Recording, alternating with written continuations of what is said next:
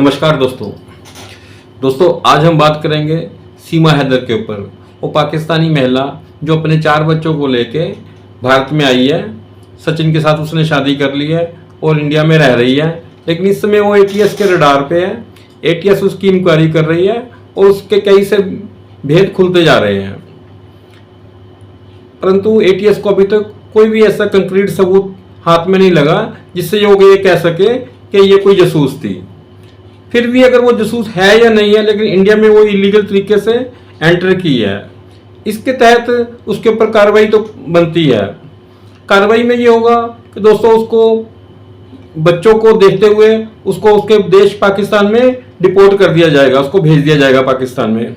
और सचिन जो उसका हस्बैंड है, यहाँ पर जो अपने आप को क्लेम कर रहा है कि मैंने उससे शादी कर ली है, उसको इलीगल महिला को अपने घर पे रखने के जुर्म में उसको सजा भी हो सकती है।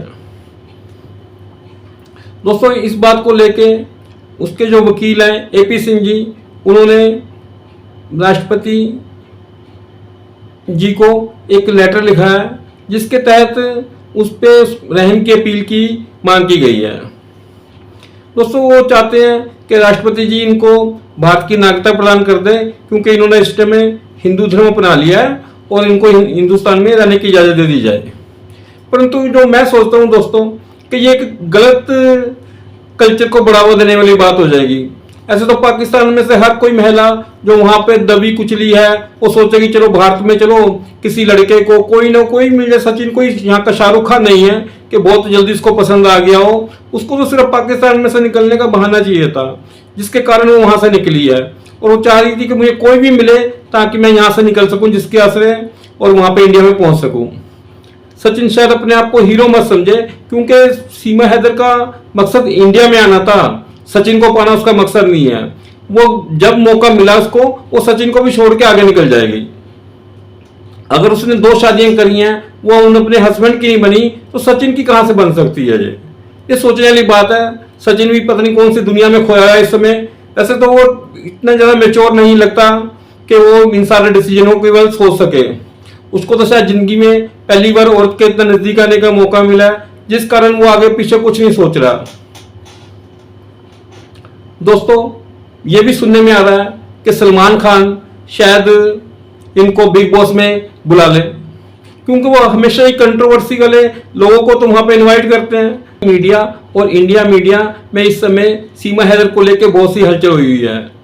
जी न्यूज, आज तक, जो मेन लाइन स्ट्रीम मीडिया है, इन्होंने भी तहकीकात की है। ये नेपाल तक गए हैं, कौन सी बस से आई है सीमा, वहां से कैसे कैसे पहुंची यहाँ पर। जबकि बस के जो ओनर्स हैं उनका ये कहना है कि नेपाल से इंडिया में आने के लिए 3 बार चेकिंग होती है। वो हर पैसेंजर की लिस्ट बनाते हैं और वो लिस्ट सरकार के पास भेजी जाती है, नेपाल की सरकार के पास भी बॉर्डर पे और भारत की सरकार के पास भी भेजी जाती है। 2 वाली चेकिंग बस के अंदर बैठ के होती है और 1 वाली बिल्कुल नीचे उतार के सामान की चेकिंग होती है और आइडेंटिटी कार्ड चेक किया जाता है। बिना इंडिया का आइडेंटिटी कार्ड शो किए सीमा हैदर इंडिया में नहीं प्रवेश कर सकती। जो उन्होंने लिस्ट शो करी है उसके अंदर इनका नाम तो सीमा मीना लिखा गया है, इनके बच्चों के भी सारे हिंदी नाम लिखे गए हैं, लेकिन इसने आइडेंटिटी कार्ड कहां से शो कर दिया इंडिया का? ये भी एक बहुत बड़ी बात है, क्योंकि उनका क्या जो मानना है कि बिना इंडिया के आइडेंटिटी कार्ड के ये इंडिया में प्रवेश नहीं कर सकती। खास करके पाकिस्तान का अगर आइडेंटिटी कार्ड होगा तब भी नहीं आ सकती, या नेपाल का हो या इंडिया का आइडेंटिटी कार्ड हो तभी ये इंडिया में प्रवेश कर सकती है।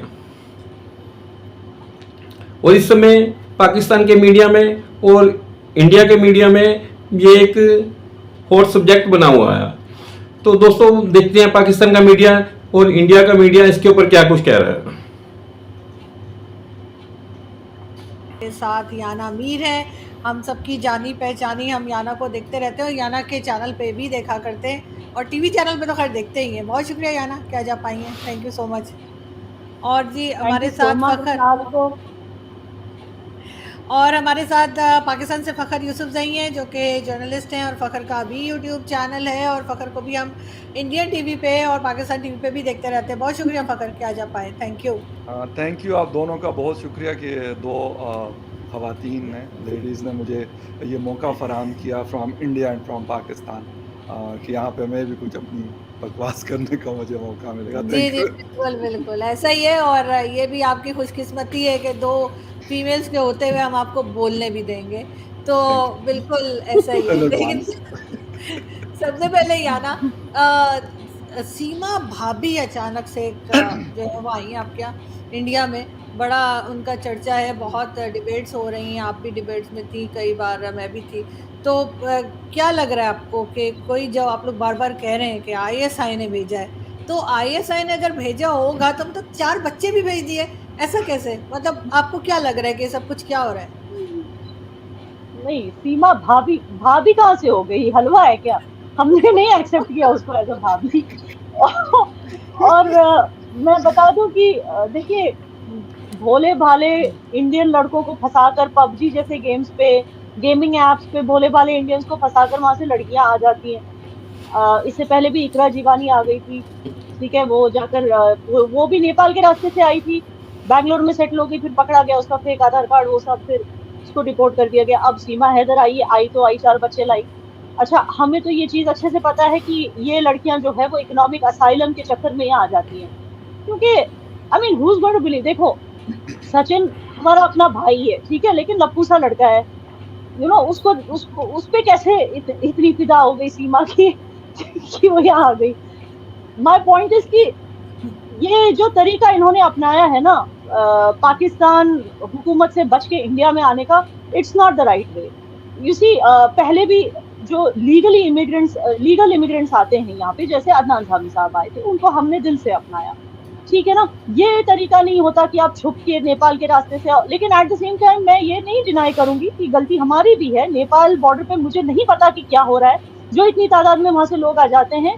इवन रोहिंग्याज भी वहां से घुस आते हैं, इवन पाकिस्तानीज भी वहां से घुस आते हैं। ये देखिए, हमारी कंट्री की भी एक फॉल्ट लाइन है जिसपे हमें काम करना है। मुझे नहीं पता किस लेवल की आलस वहां पे चल रही है, कि मतलब किस तरह की चेकिंग वहां पर हो रही है। फेक आधार कार्ड बन रहे हैं और उसके बेसिस पे लोग अंदर आ रहे हैं, उसको दिखाकर वहां पर, उसको प्रोड्यूस करके। अब मुझे लगता है कि जब इतना खर्चा करती है इंडिया सिर्फ गिफ्ट दे देने में, मतलब 1 बिलियन यूएस उठाकर रशिया को दे दिया, इस तरह की मतलब गिफ्टिंग अगर कर सकती है इंडिया, तो स्कैनिंग मशीन्स और इस तरह की चीजों को वहां पे रखना चाहिए, जिससे स्कैन होना चाहिए आधार कार्ड, ताकि पता चले कि वो फेक नहीं है और रियल आधार कार्ड है। मुझे लगता है कि इस तरह की टेक्नोलॉजी इंडिया में मौजूद है, लेकिन बॉर्डर्स पे क्यों नहीं है? बॉर्डर्स को इतना पोरस क्यों छोड़ा गया है कि वहां से कोई भी मुंह उठाकर आ जाता है? तो बोलने का मतलब है, देखिए, इंडिया की लाख अच्छाइयां होंगी, हम सेक्युलर डेमोक्रेटिक नेशन है, लेकिन when it comes to refugees, illegal immigrants, हम बहुत ही इंटॉलरेंट है। और इस तरह की फेक आधार कार्ड बना के एंटर होना, ये सब, ये हम नहीं एक्सेप्ट करेंगे एट एनी कॉस्ट, चाहे आने वाला हिंदू बन मगर जाए या ऐसे कुछ भी कर ले। जी, बिल्कुल सही, बताइए। लेकिन बिल्कुल जैसे याना ने बात की फ़खर, ये चीज़ तो खैर पाकिस्तान भी कभी या कोई भी कंट्री एक्सेप्ट नहीं करेगा कि कोई इलीगल तरीके से आए। और उसके बाद वो भाभी तो खैर आप लोगों ने ही कहना शुरू किया था, हमने तो नहीं कहा था, लेकिन बहरहाल अब वो भाभी है तो है। लेकिन फ़खर, वाकई में आपको ऐसा लगता है कि इसमें एजेंसी का हाथ हो सकता है? और अगर एजेंसी ऐसा करेगी तो पाकिस्तान की एजेंसी जो नंबर 1 एजेंसी कहलाती है, आपके ख्याल से वो इंडिया का पासपोर्ट, इंडिया का आधार कार्ड और ये सब कुछ नहीं कर सकती थी? और 4 बच्चे, मतलब वो किस लिए रवाना किए जाएंगे अगर ये बार बार जैसे कि मीडिया पे कहा जा रहा है कि जी वो कहीं ना कहीं से एजेंट लग रही हैं आईएसआई की? अच्छा देखिए, एजेंट लगने में और एजेंट होने में बड़ा फ़र्क होता है, एक बात तो ये है। और दूसरी बात, वो भाभी वाली बात मैंने वैसे इंडियन टीवी चैनल्स पे दिन में एक आध दफ़ा या 2 दफ़ा न्यूज़ चैनल्स में कभी-कभी देख लेता हूँ, तो वहाँ पे जब वो एंकर्स शो कर रहे होते हैं, तो वहाँ पे वो पब्लिक से जब बात कर रहे होते हैं, तो ये बात वो वैसे करते हैं। यहाँ पे तो मतलब यहाँ की वो थी, सिंध की रहने वाली, कराची की रहने वाली, और यहाँ से चली गई है, बच्चों समेत के या बगैर बच्चों के गई है। उन्होंने कहा कि हमने इसको भाभी बना लिया, तो इसलिए याना को मैं थोड़ा सा बताता चलूँ कि हमने ना भाभी बनवाया आपसे, और ना हम कह रहे कि भाभी या है या होगी, ये आप लोगों का अपना फैसला होगा। जहाँ तक बात है आईएसआई एजेंट की, तो वो आरज़ू आपको भी बहुत अच्छे से पता है, याना खुद कश्मीर में रहती है, हिंदुस्तान की रहने वाली है, तो उनको भी पता है कि ट्रस्ट डेफिसिट तो खैर बहुत ज़्यादा है। हम जो मर्ज़ी कह दें, अगर हमारी किसी इंडियन से बात हो जाती है या मुलाकात होती है, तो कहा जाता है पता नहीं क्या हो गया, मतलब हालांकि नॉर्मल सी बात है यार, बेशक दो डिफरेंट कंट्रीज के लोग आपस में क्या बात नहीं करते, क्या मिलते नहीं है, पूरी दुनिया में होता है। लेकिन यहाँ पे अगर ऐसा होता है तो थोड़ा सा उसको एक और एंगल से देखा जाता है। फिर अगर आप इस तरीके से चले जाएं, जिस तरह याना ने भी बता दिया कि यार आप नेपाल के रास्ते जाते हैं और इलीगल जाते हैं। बेशक आप नेपाल के रास्ते जाए, लेकिन अगर आपके पास वीजा है तो वो आपके पास नहीं है, फिर आप 2 महीने या 2.5 महीने या जितना भी अरसा हुआ आप वहाँ पे रह रही है, बच्चे भी आपके हैं, फिर वो लॉयर के थ्रू पता नहीं क्या करने लगे थे कि फिर लोगों को पता चल गया, लॉयर ने कहा यार पुलिस को बुला लो, ये तो मुझे कोई गेम लग रही है, पता नहीं उसको क्या लगा होगा, लेकिन चले उसने कर लिया। अब जहाँ तक बात है यार ISI की या फिर रॉ की या फिर NDS की या फिर मोसाद की या CIA की, हर किसी ने अपने अपने एजेंट रखे हुए। ऐसा नहीं है कि कोई नहीं रखता या नहीं रखेगा, उनका काम और क्या, अगर वो ये काम नहीं ये तो करेंगे, वो बिल्कुल 100% करेंगे। हाँ, किस शेप में कर रहे हैं ये बड़ा मतलब एक क्वेश्चन है कि यार वाकई में ये जो बंदी अभी गई हुई है वहां पर बच्चों समेत, ये वाकई इसने ये इतनी मतलब मिशन इम्पॉसिबल के उस पे गई हुई है जिस तरह हम देखते हैं मूवीज में, या कुछ और चीज? ने इंटरव्यू दी है मेन स्ट्रीम मीडिया को या सोशल मीडिया के रिपोर्टर्स को, उसने हमेशा ये बात कही है कि मेरे जो गुलाम हैदर जो उसके हस्बैंड हैं इस समय जो दुबई में हैं, तो उनके साथ मेरे रिलेशन हमेशा अच्छे नहीं रहे हैं, और मेरे पिताजी की मृत्यु के बाद उन्होंने मेरे साथ कोई भी संबंध नहीं रखा। जबकि दूसरी तरफ गुलाम हैदर का कहना है कि मैं उसको रेगुलर पैसे भेजता था, वो मेरे बच्चों का कि वो बात कराती थी, मेरे से बहुत प्यार से बात करती थी। वो सीमा करती है कि हमारा आपस में लड़ाई झगड़ा चलता रहता था। इतना सब कुछ होने के बावजूद भी गुलाम हैदर ने कहा कि सीमा तुम वापस आ जाओ, अगर तुम्हें डर लगता है कि तुम्हें पाकिस्तान में मार दिया जाएगा, जैसा कि सीमा बार बार कह रही है इंडियन मीडिया में कि मैं जब भी पाकिस्तान गई तो मुझे मार दिया जाएगा, इससे अच्छा है आप मुझे इंडिया की जेल में ही रहने दीजिए, मैं पाकिस्तान नहीं बिल्कुल जाना चाहती। तो गुलाम हैदर कहता है कि आप पाकिस्तान, जो उसके पति हैं कहते पाकिस्तान नहीं जाना चाहती तो मत जाओ, तुम दुबई आ जाओ मेरे पास, हम यहीं पे रहेंगे, क्योंकि मुझे बच्चों की बहुत टेंशन है। और एक कंसर्न उसका बिल्कुल भी ये सही है कि अगर सीमा हैदर खुदा ना खास्ता कल को कुछ होता है तो उसके बच्चों को क्या बनेगा। आखिर बच्चों के पिता को इतनी तो फिक्र है उसकी, तो सीमा हैदर को सोचना चाहिए चलो गलती हो भी गई है उससे तो अपने पति के पास जाके रहना शुरू कर सकती है वो। इस बात पे यहाँ पर बार बार रिक्वेस्ट करना कि मैं कोई पाकिस्तान में गई मुझे मार दिया जाएगा इस ग्राउंड पे, वो यहाँ पर राष्ट्रपति जी से भी गुहार लगा रही है, देश के मीडिया, देश के प्रधानमंत्री जी से, प्रदेश के मुख्यमंत्री जी से गुहार लगा रही है कि मुझे यहीं पर रहने दिया जाए। परंतु कानून अपना प्रोसेस है वो पूरा करेगा और उसके बाद देखते हैं इसका क्या बनेगा। जहां तक कानून के जानकारों को मानना है कि इसको पाकिस्तान वापस भेजा जाएगा और सचिन को जेल होगी।